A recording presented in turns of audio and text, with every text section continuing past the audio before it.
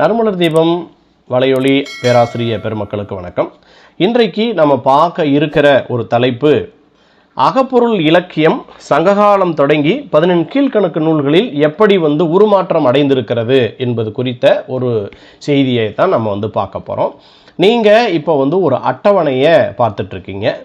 இந்த அட்டவணையானது எப்படி இருக்கிறது அப்படின்னு பார்த்தீங்கன்னா, திருக்குறளுக்கும் திணைமாலை முதலான ஒரு 6 வகையான அகப்பொருள் நூல்களுக்கும் என்னென்ன மாதிரியான வேறுபாடு இருக்கிறது என்பது குறித்த ஒரு அட்டவணை தான் இந்த அட்டவணை. இதில் நிறைய விஷயங்கள் பேசப்படுது. குறிப்பாக திருக்குறளில் காமத்துப்பால் அப்படின்ற பெயர் இருக்குது. அதே போல் இந்த 6 நூல்கள், அந்த திணைமாலை முதலான 14 கீழ்கணக்கு நூல்கள் இருக்கு இல்லைங்களா, அதில் திணை, அதே போல் பெரும்பொழுதா சிறுபொழுதா, திணைகளில் 5 திணைகளில் எந்த திணை, அந்த மாதிரி சங்க காலகட்டத்தில் எப்படி பெயர் மாற்றம் பெற்றிருக்கிறதோ அதே மாதிரியான ஒரு பெயர் மரபு அப்படின்றது 14 கீழ்கணக்கிலேயும் தொடர்கிறது. இந்த கட்டுரையினுடைய அடிநாதம் என்ன அப்படின்னு பார்த்தீங்கன்னா, இப்போ ஒரு காலகட்டத்தில் தோன்றிய இலக்கியங்கள் அடுத்தடுத்த காலகட்டத்திலேயும் அப்படியே கொஞ்சம் நகர்ந்து கொண்டே போவதை உங்களால் பார்க்க முடியும். உதாரணத்துக்கு இப்போ சங்க இலக்கியங்களில் வருகிற அதே தலைவன் தலைவி அப்படின்னு சொல்லக்கூடிய இந்த போக்கானது கொஞ்சம் கொஞ்சமாக, இப்போ சங்க காலம்னா அதுக்கு அடுத்ததாக சங்கம் மருவிய காலம், அதுக்கு பின்னாடி பல்லவர் காலம், அப்புறம் சோழர் காலம், அப்புறம் நாயக்கர் காலம், அப்புறம் சமகாலம், இன்றைக்கி இருக்கக்கூடிய தற்காலம் அப்படின்னு சொல்லி ஒவ்வொரு காலகட்டத்திலேயும் இதே தலைவன் தலைவி அல்லது நாயகன் நாயகி அப்படின்னு சொல்லி ஒவ்வொரு காலகட்டத்திற்கும் ஒரு சிறிய சிறிய மாற்றங்களை அடைந்து கொண்டே போவதை உங்களால் பார்க்க முடியும். அந்த அடிப்படையில் சங்க இலக்கியத்தினுடைய தாக்கம் திருக்குறளில் இடம்பெற்றிருக்கு. திருக்குறளை பொறுத்த வரைக்கும் 3 பாடுபொருளை கொண்டதாக பிரிக்கப்பட்டிருக்கிறது. அறம், பொருள், இன்பம். அந்த இன்பம் அப்படின்றது தான் இங்கே என்ன அப்படின்னாக்க, சங்ககால அகப்பொருள் மரபு இந்த இன்பத்துப்பாலில் எப்படி இருக்குது அப்படின்னு பார்க்குறோம். பொதுவாக இதை நம்ம காமத்துப்பால் அப்படின்னு சொல்லிட்டு குறிப்பிட்டு சொல்கிறாங்க. இந்த 14 கீழ்கணக்கு காலகட்டத்தில் அகப்பொருள் இலக்கிய வகைகள் எப்படியெல்லாம் மாற்றம் அடைஞ்சது அப்படின்றத இந்த கட்டுரையில் நம்ம பார்க்கலாம். இப்போ இந்த திருக்குறளில் இருக்கக்கூடிய ஒரு வேறுபாடு மற்ற 14 கீழ்கணக்கு நூல்களில் இருக்கக்கூடிய அக நூல்களில் இருக்கக்கூடிய வேறுபாடு, அதுதான் நம்ம இந்த கட்டுரையினுடைய மிக முக்கியமான ஒரு தாத்பரியம். இதை நீங்கள் முதல்ல இருந்து கடைசி வரைக்கும் கொஞ்சம் பொறுமையாக பார்த்தீங்க அப்படின்னா கொஞ்சம் ஈஸியாக உங்களுக்கு புரியும். சரி, இப்போது இந்த இடத்துல பார்த்தீங்கன்னா கீழ்கணக்கு நூல்கள் மொத்தமாக 18 இருக்குது.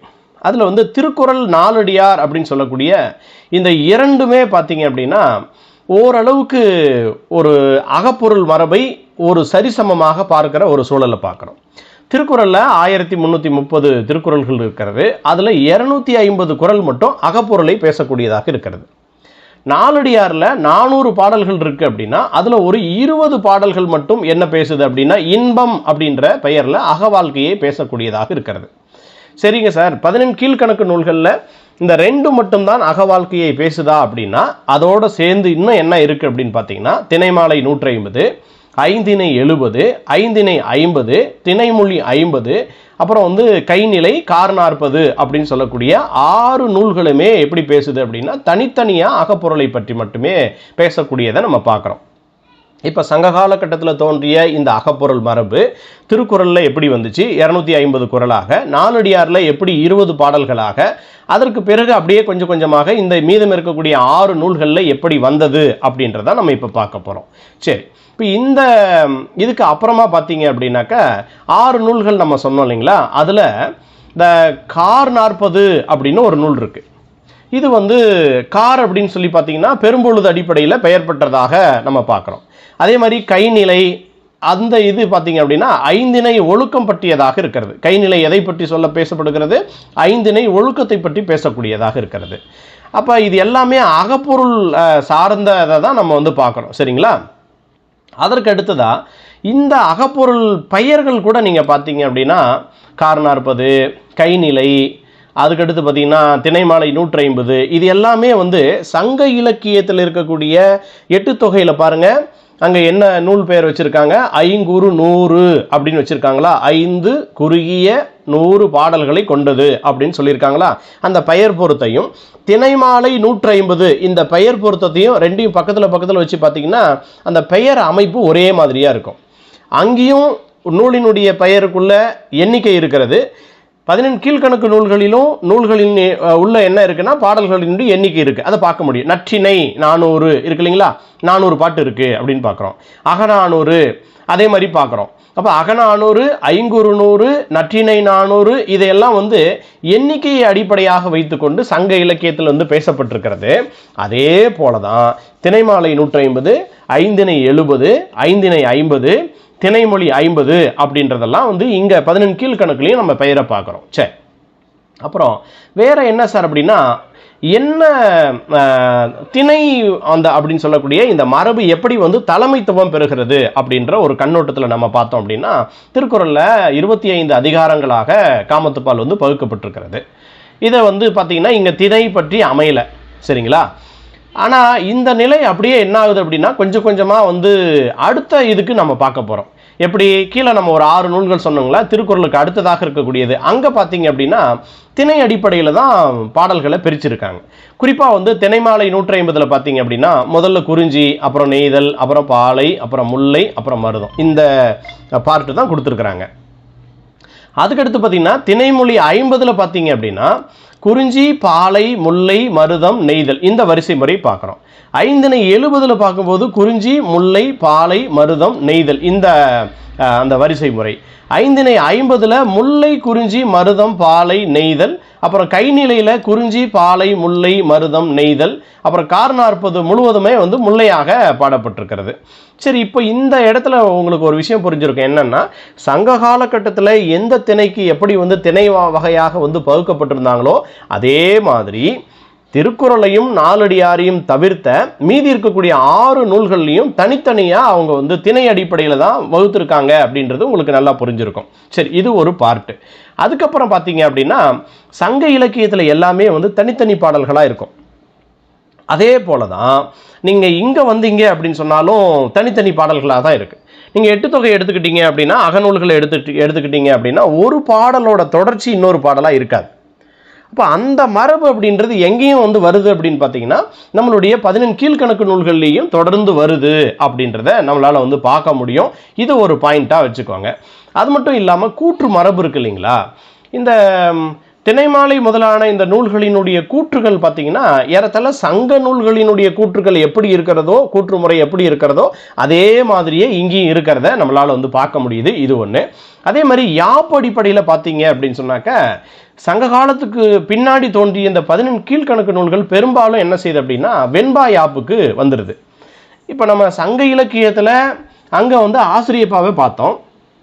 இங்கே என்ன ஆகுது அப்படின்னா பெரும்பாலும் வெண்பா அடிப்படையில் வந்திருக்கிறத நம்ம பார்க்குறோம். சரிங்களா, இந்த 6 அகப்பொருள் நூல்களுமே வெண்பா வடிவத்தை பெற்று இருக்கிறத நம்மளால் பார்க்க முடியுது அப்படின்றத முதல்ல விஷயமா வச்சுக்கோங்க.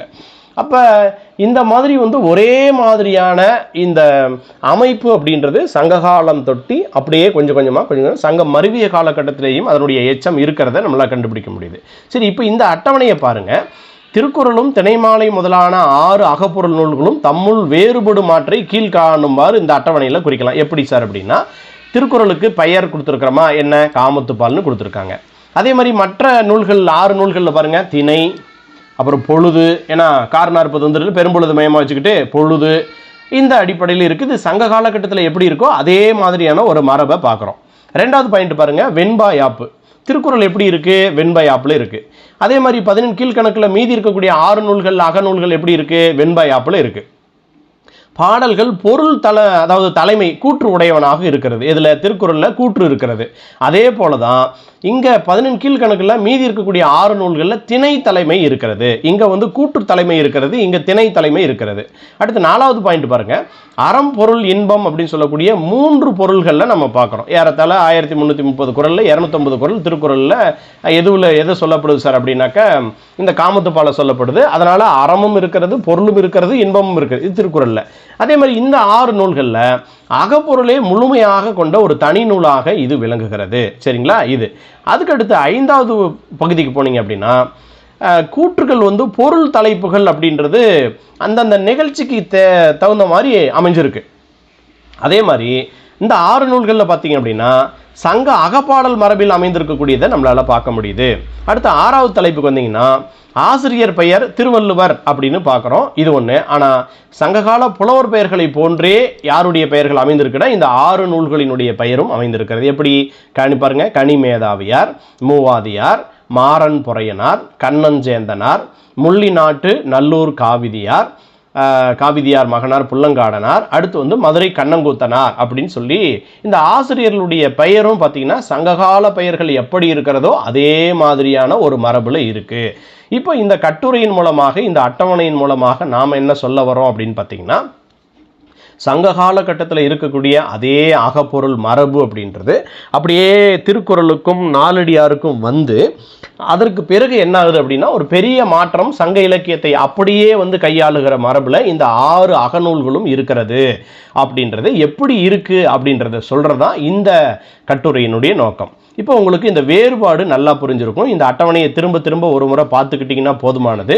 நாம் இவ்வளோ நேரம் சொன்ன விஷயத்தையும் நீங்கள் மனதிற்குள்ளாக ஓட்டி பார்த்துக்கிட்டீங்க அப்படின்னா இது ஒரு ரொம்ப அற்புதமான ஒரு கட்டுரையாக அமையும். நீங்கள் எப்படி கேட்டாலும் சரி, அதாவது சங்க இலக்கியத்தினுடைய தாக்கம் பிற்கால நீதி நூல்களில் எங்கனம் இடம்பெறுகிறது அப்படின்னு ஒரு கேள்வி கேட்டாலும் சரி, அப்படி இல்லை அப்படின்னாக்க திருக்குறளினுடைய தாக்கம் பிற்கால நீதி நூல்களில் எங்கனம் இடம்பெறுகிறது அப்படின்னு கேட்டாலும் சரி, சங்க இலக்கியத்தினுடைய தொடர்ச்சி 14 கீழ்கணக்கு நூல்கள் என்பதை நிறுவுக அப்படின்னு ஒரு கேள்வி கேட்டாலும் சரி, அப்படி இல்லைன்னா சங்ககாலம் நூல்கள் தலைமைத்துவம் வாய்ந்த நூல்கள் என்பதை நிறுவுக அப்படின்னு கேட்டாங்கன்னா, இப்போ தலைமைத்துவம்னா என்ன? செவ்வியல் பண்புகளில் ரொம்ப முக்கியமான ஒரு பண்பு தலைமைத்துவம் அப்படின்றது.